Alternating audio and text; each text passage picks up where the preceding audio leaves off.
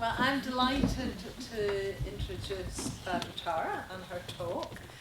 And I was thinking, you never want to set up a speaker too much, but I was thinking one thing that I think is guaranteed with a talk from Vajratara is that it has content. And I was thinking, actually, you can only give a talk with content if your mind has got content. So Vajratara's mind has content. And I now live with Vajratara, and I've known her right since her ordination. And I've seen the Vajratara transform and align the content of her mind more and more with the Dharma.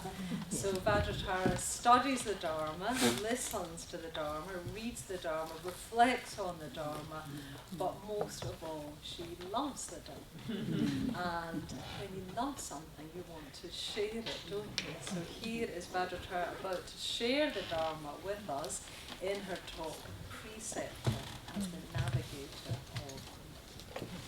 Make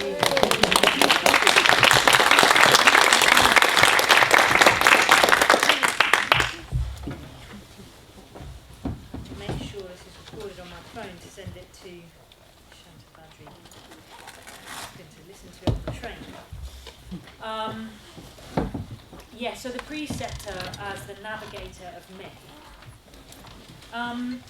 So I'll start this talk, Preceptor as the Navigator of myth, with really the emergence of self-consciousness. Good place to start, myth.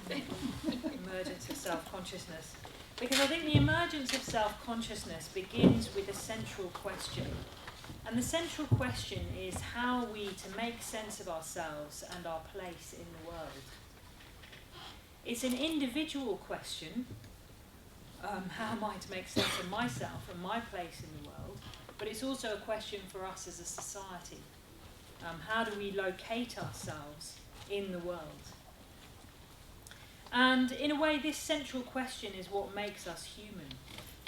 What makes us human is to locate ourselves in space and time, and to sort of wonder where we fit in with things, where we fit in with the broader experience that we have of life. It makes us human to stand outside ourselves collectively and individually and wonder who we are. I think that's definitely where my own spiritual journey started. I remember these questions came at about the age of 10, and I lived in a large house in Tooting with a lot of lodgers and a fairly lively family, and I used to lock myself in the bathroom and think about the universe. It all stemmed from there. Sometimes actually I'd like to sit in the linen cupboard. We did have a fantastic linen cupboard that had its own light, just pink sheets. Hide in there very successfully. Anyway, so there we go. Those were the kind of questions I was thinking about. Here I am. How do I make sense of myself? What am I to do with my life? What is my place in the world? So human culture is full of these sort of location stories, if you like. Myths that are formed slowly out of experiences and feelings, and shaped as ways of expressing the secret shadowlands of the soul. These myths are handed down, they're retold, they're reimagined. Myths like Adam and Eve and Persephone in the underworld. Even in India, the location of Brahmins born from Brahma's mouth. So they locate us, they locate a particular people and give us a sense of ourselves in relation to the world and in relation to each other. But of course, not all myths are good myths. Some of them place us in a location which is a closed room. They place us in a location which alienates us from each other and fixes us in a narrowed, confined sort of way. So I've been reflecting on this talk, I've been reflecting a little bit on what the current myths sort of are. It's very difficult because it's the water that we swim in, our current myths. But these are just few of the things that I've seen from being at T. Ratnaloka, the things that people talk about. So one of the myths I think that people can get into is the drama triangle.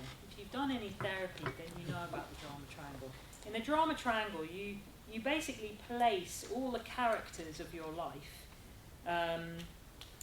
or even in wider society, you place them in either the role of victim, perpetrator, or rescuer.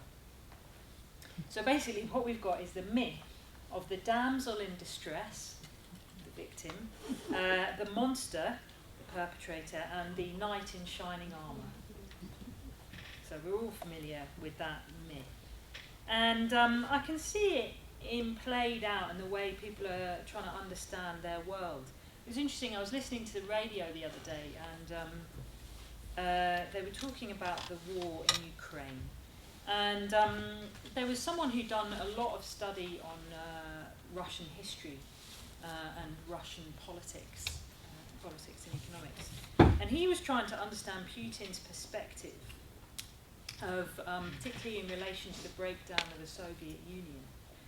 And what I found really interesting about that discussion on Radio 4 was that very, very quickly the other panel members accused him of being a cultural relativist. And they were saying, no, but he's basically evil. And this man, you could hear, was just really surprised. He was like, well, I'm not trying to say that he should have invaded Ukraine. I'm trying to understand where Putin fits in to the breakdown of the Soviet Union and Russian history, and what might be underlying his worldview. And he made this point. He said, you can't help the situation unless you know the conditions that gave rise to that situation. So, but what I could see is the rest of the panel were immediately trying to locate their relative positions in this drama. So it's not to say that there aren't victims and perpetrators and even rescuers, but we also know that the situation is always very complicated and it arises in dependence upon condition. And we know that from one view, from another view, the perpetrator is the victim, has been the victim. In another worldview, the perpetrator might actually look like the rescuer. And we also know that a rescuer is often a healing victim, and that the victim can inflict their own damage. So we've got to go beyond, not that people don't do anything wrong or we're purely in a culturally relativist position, but more that these positions can get very, very fixed. And when they get very fixed, we alienate ourselves from each other. So, well, it might be something that you explore yourselves. I won't say much more about it, because I think the victim, which kind of goes along with this, is the other myth that goes along with this is the myth of the lonely heroine. So the myth is that we're independent, we don't need anyone else, we're isolated and separate, and everything we do is under our own merit. So we're not placed in relationship to other people, and we don't need anyone else on our isolated journeys. So when communication is difficult, we can step outside those relationships, we can abandon those relationships. And again, there might be certain situations where you do need to abandon relationships. But there's a myth that says, I don't need anyone else. And that myth can make us very, very lonely and isolated and disconnected. We are dependent on each other. And one of the 10 reflections is that my life, the 10 Adhisthana reflections, for those who've gone forth, is that my life is dependent on others. We can't extract ourselves from human relationship. And those human relationships are often complex. We're part of a network of relationships that take time and energy and a deeper understanding to sustain. I remember this myth particularly sort of seeing through it on a certain level when I was at Tirat and Loka on my own ordination retreat, training retreats, or my own GFR retreats. And I remember, in those days we didn't have a young person's project, so I was usually about 20 years younger than anyone else on those retreats at Tirat and Loka. So I didn't necessarily have a lot in common with the other women on retreat on that level, but we had the Dharma in common, and that was enough, definitely enough for me.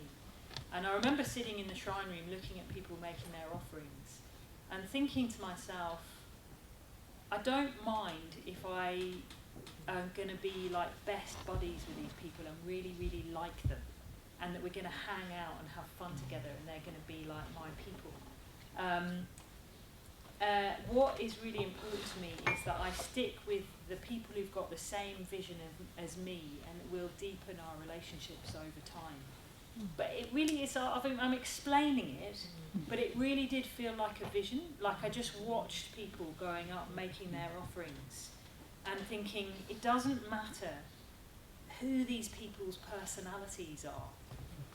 We're together in this, and I will work on any relationship I need to work on to remain together in this. This is what's most important. And I think from that time, this because I definitely had this myth of the lonely heroine, that started to unravel. I think the other myth that we live in a time of is I'm calling this the myth of progress. It kind of goes along with the myth of colonial supremacy. So this is a very deep-rooted myth in actually quite a number of cultures. I was reading an academic essay on it and how this myth is played out through the world in all different cultures. And really the basis of the myth is that there's a dominant culture or group that will make the improvements necessary in society to ensure that their lifestyle is continued, that they will have basically whatever they want to enable them to continue the lifestyle that they want. So in the Bible, that's expressed as humans, or particularly man's dominion over nature, that nature is in man's service. In modern economics, I studied economics at A-level. Some of it is in my mind, but I was always in the economics. I must have been a nightmare. Anyway, I was always in the economics class, questioning the teacher. And one of the things that I really questioned is the myth of GDP as a measure of progress for society, the gross domestic product. I was just like, that just doesn't make sense, because if you're always increasing your gross domestic product, then what's going to happen to the environment? You can't just keep producing and producing and producing and producing. But that was the basic economic myth that I was taught at school. And of course we see the consequences of that. So in a time of environmental degradation, the way that this myth is playing out is that we'll find the right technologies to keep up our standard of living without damaging the world that we live in. But of course, these technological solutions only really go halfway, and they're still damaging the environment, particularly using metals that need to be mined in areas where there's actually even child slavery.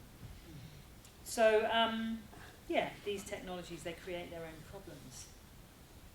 And I think underneath it is this view that everything's going to keep getting better, that we'll have this kind of dominant culture that will make everything better and move towards progress all the time as a kind of natural consequence of them being in charge. And of course there have been a lot of improvements in society over the years, but I do remember my dad, he's a very emotional man, and standing on the stairs crying, saying, I believed that I was going to leave a better world for my grandchildren, and I've realised I'm not. Which was a very, very sobering thing. He talked about all the things that he'd fought for in his youth: gay rights, gender equality, anti-racism. He said, I'm just watching them all be eroded. It was, I don't know the truth of that in the long term, but it did make me question a certain attitude that without fighting things are always going to improve. So we've got a dominant culture, but I've also realised in my work recently at Tiratnaloka is there's also a kind of myth of a dominant gender, And I think we're still encountering the myth that women are less than men. It's quite a surprise to me, but actually that is in fact what I'm seeing. That myth comes out in many forms. There's an aggressive competition with men. There's a lack of confidence, and there's also sometimes an aversion to being a woman at all. So anyway, I could go on. I'm just going to leave you with that one, and hope you can talk about it in your groups if you're all of those myths. You know, you might agree with me, you might not. These are just things that I've been thinking about that I wanted to share with you. So I'm totally open to being questioned and those being explored. I think what I want to give an impression of mainly is that society is full of competing myths. And sometimes those are dangerous myths.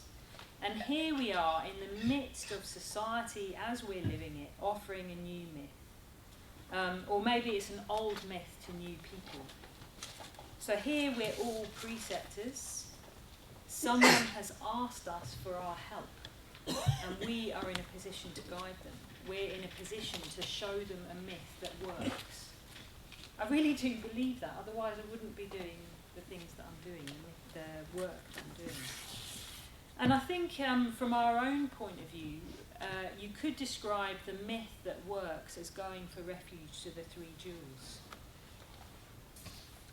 So Bante's talked about the process of asking someone to be their preceptor in the talk, slightly lesser known talk called The Next 20 Years. So I'm going to read that out.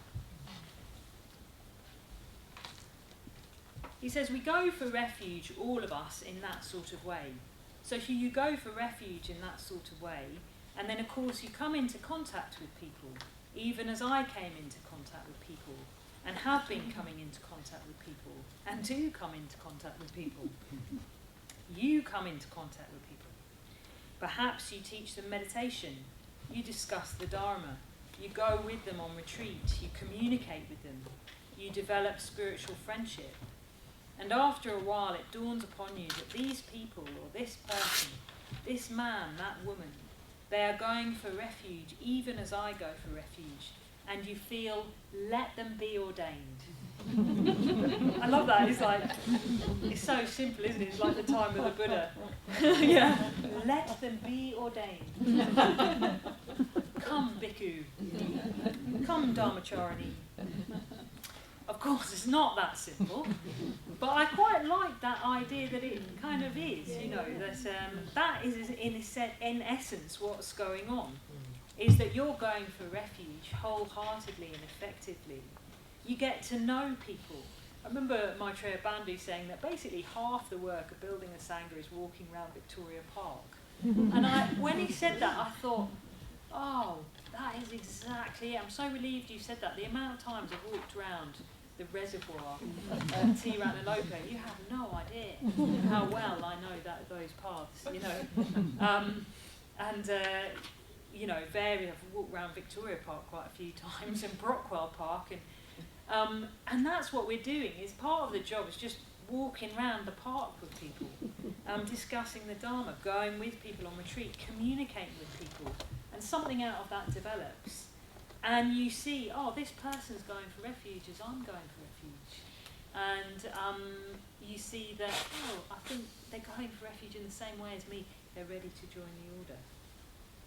But I like the way that he talks about that kind of process because it's responsive and intuitive. It's sort of rhythmic. It's not thought out or explained in a very tight sort of way. He actually describes that going for refuge as a dance. He says, so what happened?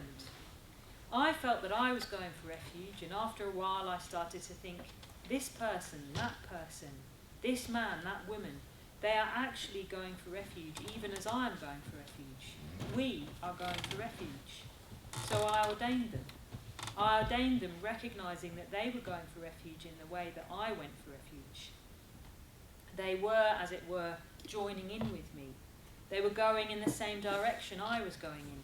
If you like to change the figure of speech, they were dancing in the same way that I was dancing. through their association with me, they learned to dance in that particular way. And we were then dancing together, 2 of us, 3 of us, to begin with 10, 12 of us, and later, of course, hundreds, which raises quite an amusing image in my mind of order conventions dancing down the road after Bantu. Goodness knows what that dance would look like, but I quite like it as an image. I think I like it as an image because it's very fluid. There's the dance of life, the dance of death, and we're moving through this world together. We're navigating this world together. And this is what really reminds me of Arloka's picture, the mythophanic psychopomp, the shower of myth, the guider of souls. Almost imagine it a bit like the Pied Piper of Hamelin. He's going to lead us into this kind of mysterious realm behind a rock. When I read that story, I don't know if you're familiar with it, the Pied Piper, after a long story, Pied Piper leads all the village children behind this rock. And when I read that as a child, I always wanted to go behind the rock. I thought, wow, what's behind the rock? Into this kind of mysterious world. Anyway, probably went along with trying to think about the nature of the universe in the laundry cupboard. Yeah, I had this. I like that idea that we're on a dance together, leading to some sort of mysterious land. And here's Bantu, he's showing us something very undefined and beautiful. Behind him, he's reaching out his hand, and behind him is this kind of universe. And he called myth a realm of undefined or even undefinable meaning. So in the painting, he's pointing us to a cosmos, a larger universe, mysterious, beyond reasoning, deep, hard to understand conceptually. And it's that myth that's going to help us navigate through the world. In a way, it's the gift that he's giving us as the guider of souls, the shower of myth. And the gift that he's giving us is a shared understanding of going for refuge. Going for refuge to the 3 jewels of Buddhism. Even that is a word, well, a series of words. It's even that is just a phrase. Actually, what's going on there is far, far deeper than we understand, far more mysterious. So here he is, he's showing us a myth to guide us, a true and helpful myth. And we know it's kind of good, but it's also undefined. Myth is the realm of undefined or even undefinable meaning. I've been listening also to a talk that he gave in 2009 at Tara Loka about the Refuge Tree. And he said something quite interesting about his own teachers. He said that his own teachers are so much bigger than what they taught, and that when he's doing the sadhana, it's them that he brings to mind. When he was doing the sadhana that they gave him, yes, he was doing the sadhana, but it was them, their presence, their being, that he was bringing to mind. And he said, what they were can't be encapsulated in their teachings. There's something much bigger that's going on. And the way that he came into contact with that was to do the sadhana that they gave him. And I think this is true of Bantu. He's much, much bigger than what he taught. He can't be encapsulated in his teachings. In a way, we have to do the things he asked us to do. We have to engage in the lineage of teachings and practices. But as we do that, what we're doing is we're tuning into something that's much bigger than those things. We're tuning into that universe that's kind of behind Bantu's head, if you like. And that's the myth that he's handing us on. There's something much bigger behind him that can't be quite pinned down or encapsulated in his teachings. So what is the myth that we need in society? So I've given a slightly bleak picture of myth that are problematic in a society. But what is the myth that we actually need? Well, the first thing is that we need a myth that connects us, that has as its heart, at its heart, a greater love. Myths that don't foster division. So, with a lot of myths, we take our separate places in opposition to each other, whether that's through caste or nationalism or racial or gender discrimination, or even sometimes in the gender triangle. We take our separate places.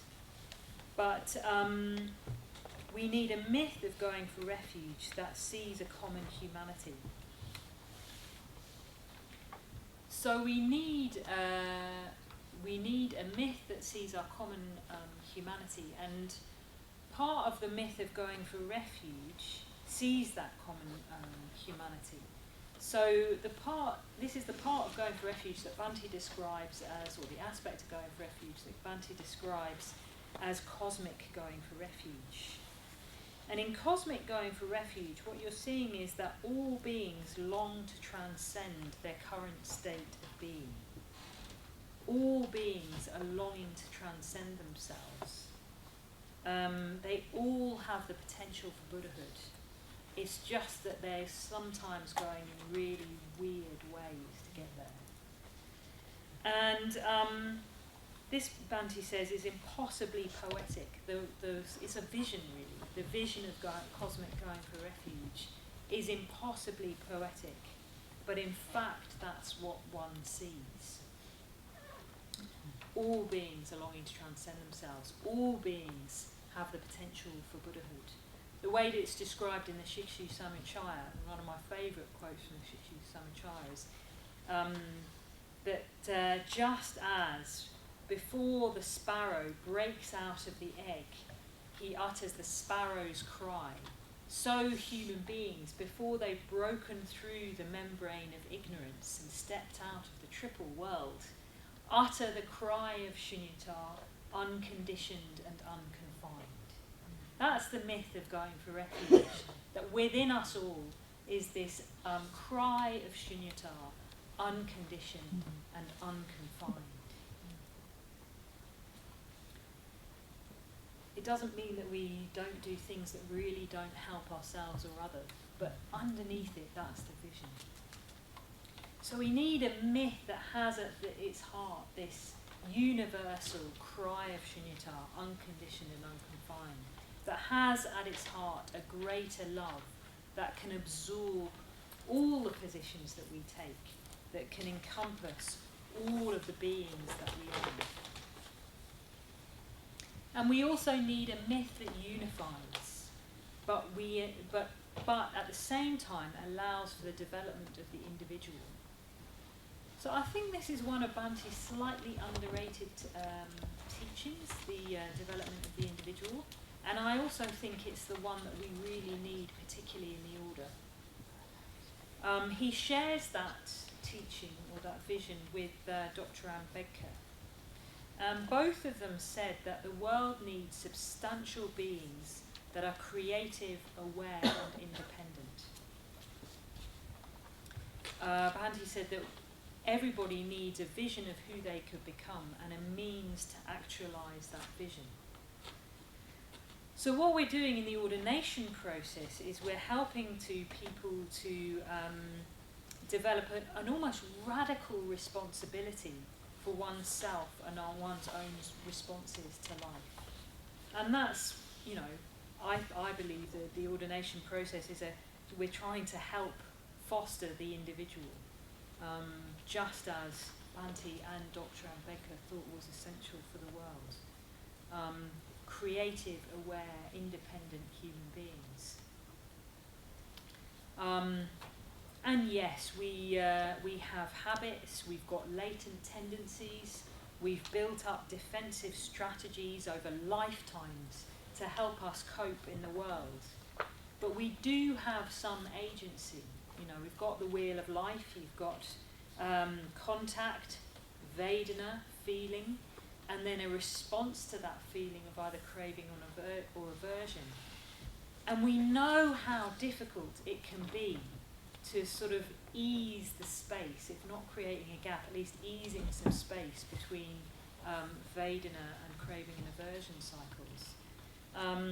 But it is possible, and we do have some agency, and in a way our job as practitioners is to see where that agency lies, to see where freedom lies between Vedana, craving or aversion, grasping and becoming. So yeah, we need a myth that allows for the development of the individual, that doesn't subsume the individual under the collective myth.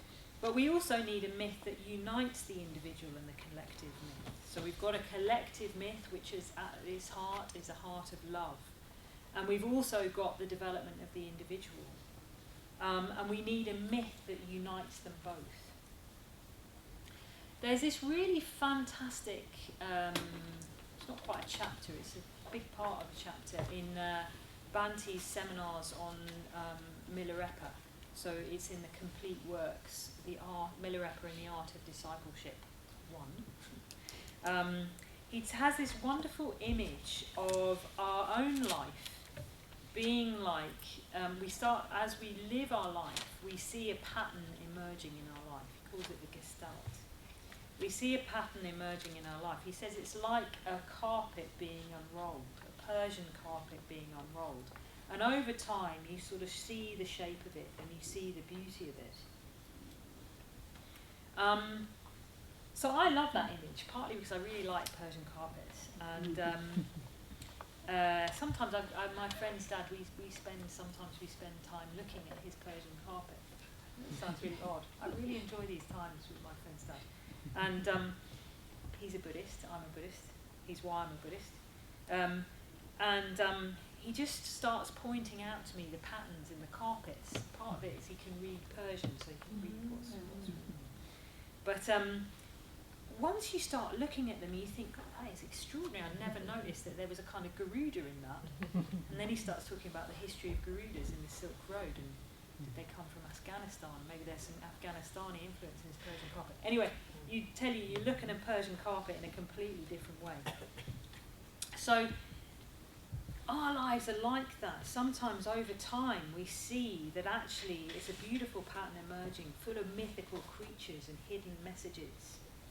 And what's even better than that is that sometimes over our life, if anything could be better than that, sometimes over life we see that our pattern is also part of a bigger pattern. Our personal myth, our personal pattern or shaping or gestalt is part of a bigger pattern of shaping and a bigger gestalt. Our personal location in space and time is part of a greater location that gives our life meaning and purpose. And I see this also in the ordination process, that you start out with your own, well, I started out with my own myth of the lonely heroine, setting out on my own path of individual development, and then realising that I was much more than that. I was much more than my own individual development, that actually I was part of a bigger sort of flux of humanity that was moving towards the bodhicitta. Not to be too grandiose about it, but in fact that's what you kind of see, and that's what becoming a member of the order is seeing one's own individual location, one's own personal myth within a much broader myth of what the order is trying to do, which is in a much broader myth of what life is trying to do, or what life is doing, the potential of life. And I remember when I sort of started to really realise this huge sense of relaxation and ease opened up. I am much more than I think I am. The order is much more than I think it is. Life is much more than I think it is. And it's all part of this kind of what one could call cosmic going for refuge. And all of this is represented by this figure of the refuge tree, or the tree of refuge and respect. So in the refuge tree and prostration practice, there's us standing with all beings, with our own dedication and going for refuge, are in the context of our own lives, in relationship to something that's collective and much bigger than us. And at the same time, we're included.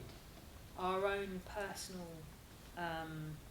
myth is included within a much bigger myth, which is cosmic going for refuge, which is the potential for Buddhahood. And it's a collective image. I think that's why I find the refuge tree such a good myth, if you like, or such a good symbol or image, because it's collective. And what I've noticed is that as Buddhism came to the West, iconographically it changed to having single figures. So if you look at Tibetan art, Indian art, Japanese art, Buddhist art, Chinese Buddhist art, what you'll see, Indian Buddhist art, is that you don't have a solitary Buddha figure. It doesn't seem to exist. And I have really thought about this and been to a lot of places like Indonesia and Japan, never been to Tibet. But if you look at those images, they're all collective images. There's not just one Buddha figure sitting on his own. So I think the refuge tree is a very, very important practice for us because it does undermine this individualistic narrative of we're isolated from others. So here's a collective image that unites the individual myth, the personal myth, and the collective myth. And goodness, how much can I share with you? I've been very excited recently because I've been looking at the roots of the refuge tree practice, because I wanted particularly to look at the early Buddhist texts to understand how the early Buddhist tradition made provision for the Buddha's absence. That's a phrase I borrowed from John Strong, who's a very, very good academic on the Sarvastivadin tradition. And he talks about how the Sarvastivadin tradition made provision for the Buddha's absence. And that's what texts are, really. The Buddhist texts are, is how to make provision for the Buddha's absence. When the Buddha was there in front of you, you learnt the teachings from the Buddha, you had the figure of the Buddha in your life. You loved the Buddha, you went for refuge to the Buddha, and he was there, he exemplified the goal. And of course, then what does that tradition do when the Buddha has died? So one of the texts that I've been looking at explains what happened to the Buddha underneath the Bodhi tree. So if you've been to Bodh Gaya and the Mahabodhi temple, you'll know that the temple is a sacred landscape. There's not just the temple and the Vajratara, the diamond throne. You've got a whole landscape around the Mahabodhi temple of different shrines. And I was wanting to know, well, what are the stories of all those shrines around the Mahabodhi temple?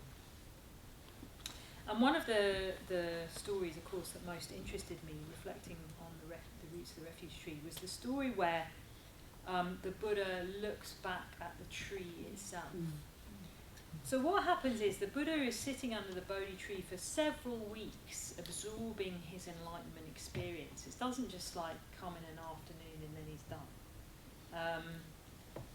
Like one really good meditation, and then you get up and think, great, what's done, what had to be done is done.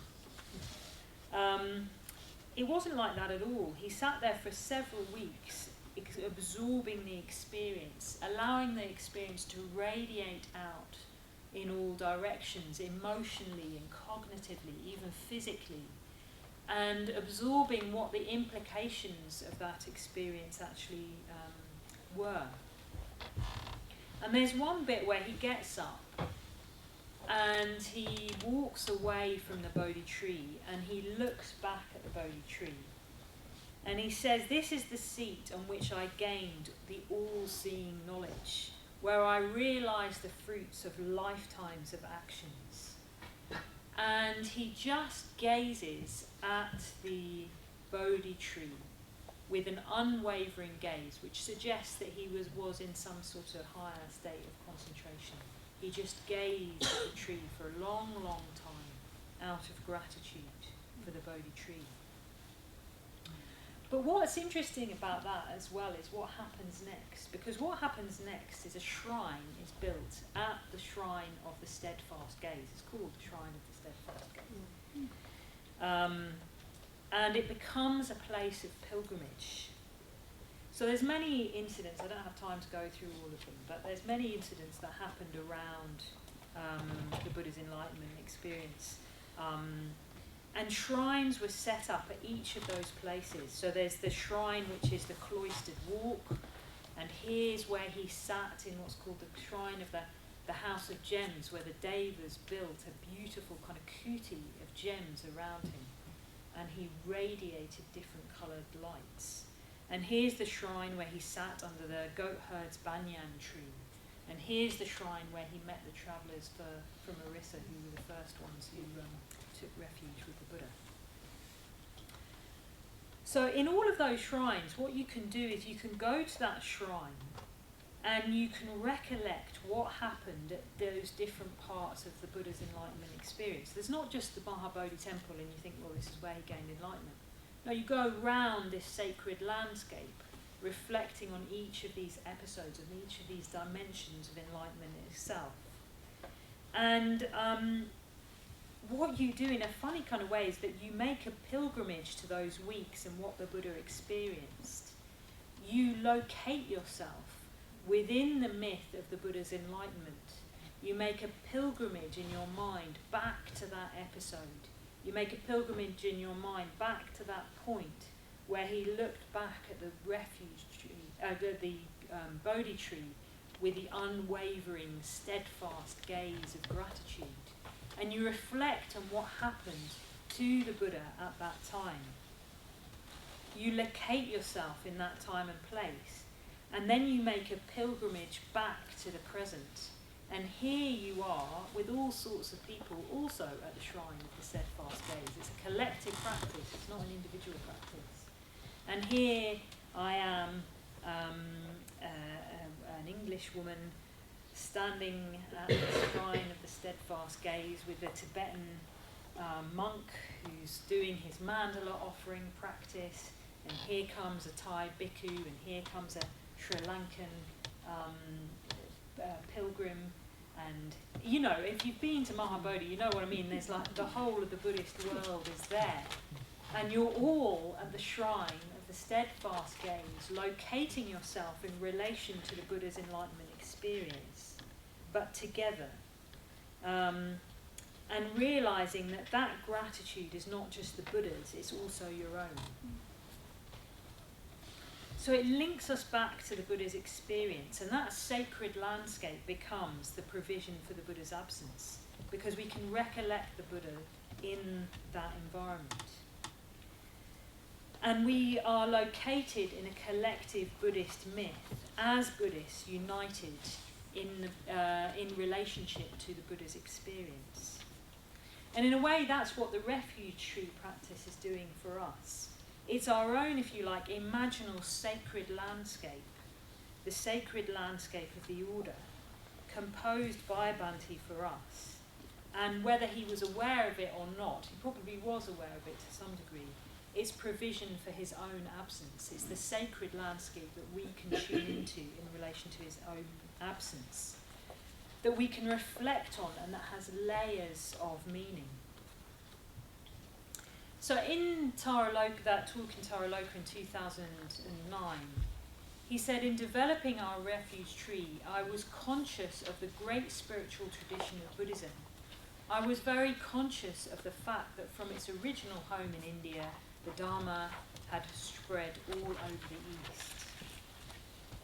So it's very interesting that what Bhante did was that he wanted to locate us within broader Buddhist history. And that's very unique, because our mythic landscape in a modern globalised culture, however you understand that, our mythic landscape is historical, and I think that's actually true for our Sangha in India as well.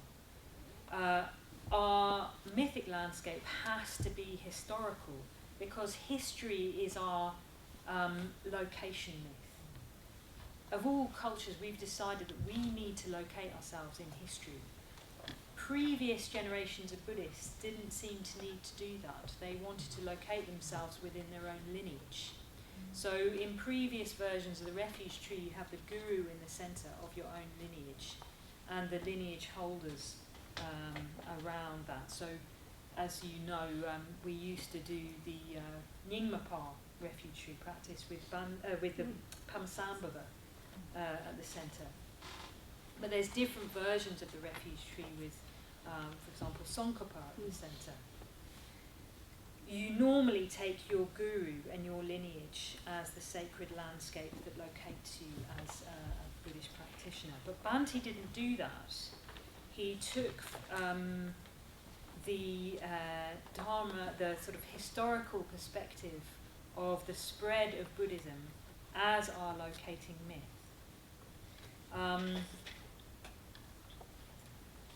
And that's how we see ourselves. We see ourselves as part of history, and history is our myth that locates us. It's what gives our life meaning, is a historical sense of ourselves. You know, even to the extent of trying to locate ourselves with our DNA. I got given one of those DNA kits for Christmas years ago. My brother's just, for last Christmas, got one of those DNA kits. They're surprisingly different. Hopefully not too different, otherwise some questions may have to be asked. He seems to be 2% Welsh, and I seem to be 12% Irish. I don't know how that came about. Anyway, but you know, that's our myth. That's me and my family on our family WhatsApp, trying to explore where we come from. Apparently most of it is actually from the potteries in the Midlands. But it's a location myth. It's a location myth. Where is our DNA from? So Bhante is locating us in history, and he chose principal representatives from China, Japan, Tibet and India, not as an exclusive list, but he was concerning himself with who were the most kind of important figures that he understood to be the most important figures. He concerns himself, he talks a lot about this, an axis of the archetypal and the historical, and the kind of present, current teachers and the teachers of the past. So what you get a sense of with the Refuge Tree is this location myth that's behind him and his understanding of going for refuge. And he says it's not the teachings themselves. He's very, very keen to make the point that he didn't choose those teachers of the past and the figures on the Refuge Tree for the teachings themselves. He chose them for their lives. So what they did with their lives and how, in a way, they inspired him. And he goes on to use certain examples of the particular teachers that he chose and why he chose them. And it's all about their lives. I really do recommend that you listen to that talk, because it's on this new page from Ergian House, which is the videos. And it's such a beautiful website, such a resource, fantastic resource. You can get lost in there for hours, finding all sorts of really exciting things that I had never heard of before. So yeah, do look at that website. Can you just say which talk it is you're talking about? It's called, what is it called? It's called Bhante and the Refuge Tree. It's 2009 and it took place at Taraloka. But it's on the Sangharashtra website. Videos.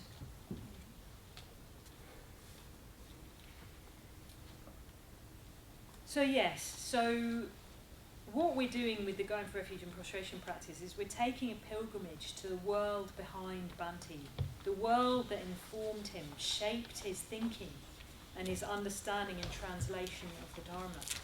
And as such, that's our collective myth. It's our collective myth that's kind of behind Bhante, distilled into Bhante, and in a way holds the secrets of our order. It holds the secrets of our order because Bhante is the founder of the order. It was his dance that we followed. Wow, I never thought I'd say that. But it is his dance that we followed. It's his understanding of going for refuge. Whatever you think about him as a person, it's his understanding of going for refuge that unites the order, that we're in tune with.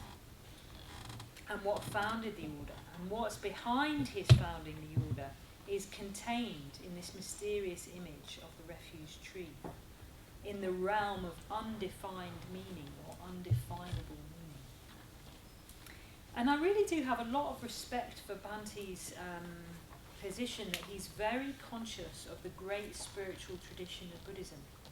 I think that line has particularly been going round my head again and again. I was very conscious of the great spiritual tradition of Buddhism, because I'm not sure who takes his place in that now. I'm not sure if, what I do know is that he was very conscious of us within the location of the great spiritual tradition of Buddhism. And in his absence, we're going to have to keep that thread going of locating ourselves within the great spiritual tradition of Buddhism. And I'm very concerned in myself, do I do that enough?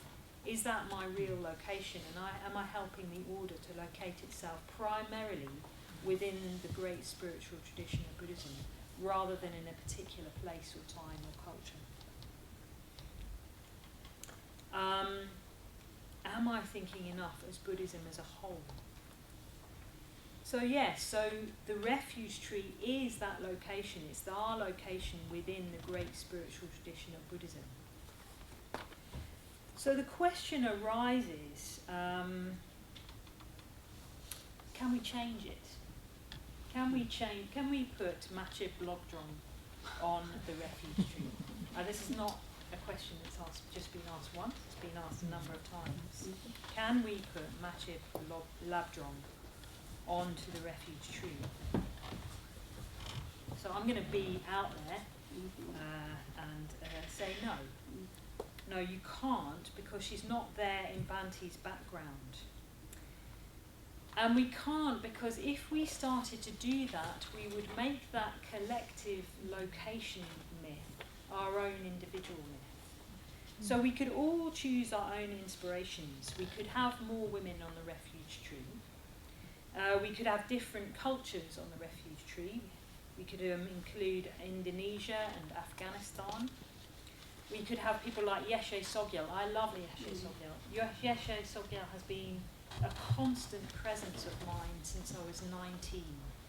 I read Mother of Knowledge again, and when I finished it, I start at the beginning and I read it again.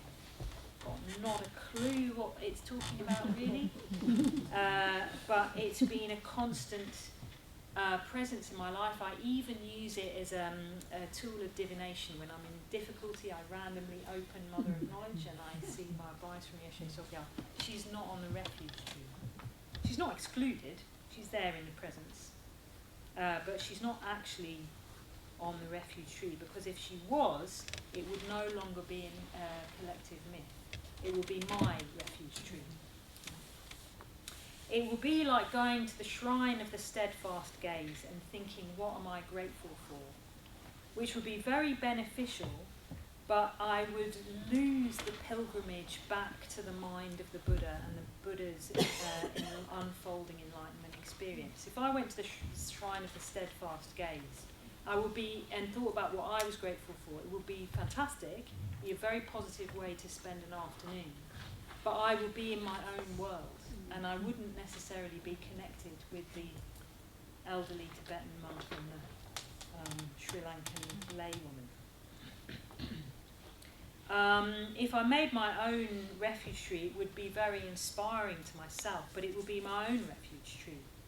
It wouldn't be a pilgrimage back into the mind of the Bhante. Not into the mind in the sentimental states, but the meaning and the influences behind his translation of Going for Refuge. I would no longer be in the world that locates our order. The myth that behind the order, that's shaped the order, that's transformed the order. It would just be my individual myth. I would be locating myself in my myth. So, you might not agree with me, that's fine. I'm just putting myself out there. I think there's so much more to explore in the refuge tree. There's a story from Buddhism where the Buddha leaves a shadow in a cave for the next generation of Buddhists to find. And apparently Huansung came to this cave and couldn't see the shadow. He was terribly upset because he'd come all this way to northwest India. Actually, I think it might even be in Afghanistan now. And he couldn't see the shadow of the Buddha. So he just prostrated again and again and again and again. And after about 100 prostrations, it started to emerge. He started to see the Buddha. And I think about that with the Refuge Tree. We do it a lot at Tiratnaloka. We do that practice a lot. And I still think it's only after a number of prostrations I really start to see the significance of what Bhante's given us in the Refuge Tree. It's a compelling image. The other thing you can read is the preface to Teachers of Enlightenment that Bhante wrote. And he talks about the need for a compelling image to come back to that will last us over time. And in a way, that's what the Refuge Tree is. It's a compelling image that we can come back to again and again and again to deepen our understanding of going for refuge in this order. And in his words, see what it is that gives life, energy and inspiration to a new Buddhist movement. What gives life, energy and inspiration to a new Buddhist movement is for him contained in that image of the Refuge Tree, in the symbolism of that Refuge Tree. So when we locate ourselves in relation to a collective myth, then we can help others locate themselves to see the pattern of their lives, their private myth, in relation to a much greater pattern, the collective myth of going for refuge to the Three Jewels. So I'm just going to end by that exhortation that the Buddha gave to the bhikkhus when he allowed other bhikkhus to perform ordinations. Very, very important passage in the Pali literature. He says, "Bhikkhus, I am free from all shackles, whether human or divine. You too are free from all shackles, whether human or divine. Go now and wander for the welfare and happiness of many, out of compassion for the world, for the benefit, welfare and happiness of gods and humans. Teach the Dhamma that is beautiful in the beginning, beautiful in the middle and beautiful in the end, with the meaning and the letter. Explain a holy life that is utterly perfect and pure. There are beings with little dust in their eyes who will be lost through not hearing the Dhamma. Some will understand."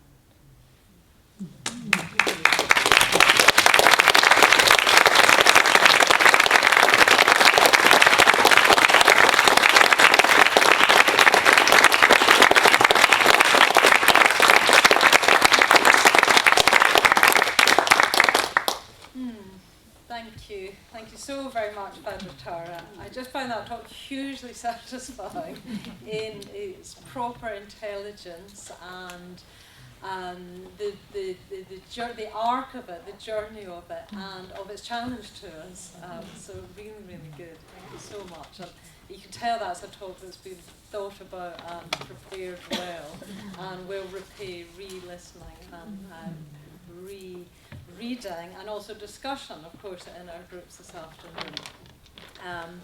So maybe I'll just carry on with the groups this afternoon. So we've got groups at 4:30. There'll be sign-up sheets going up at lunchtime, so you can come with your notes from this talk and your questions and arguments as you've been invited to.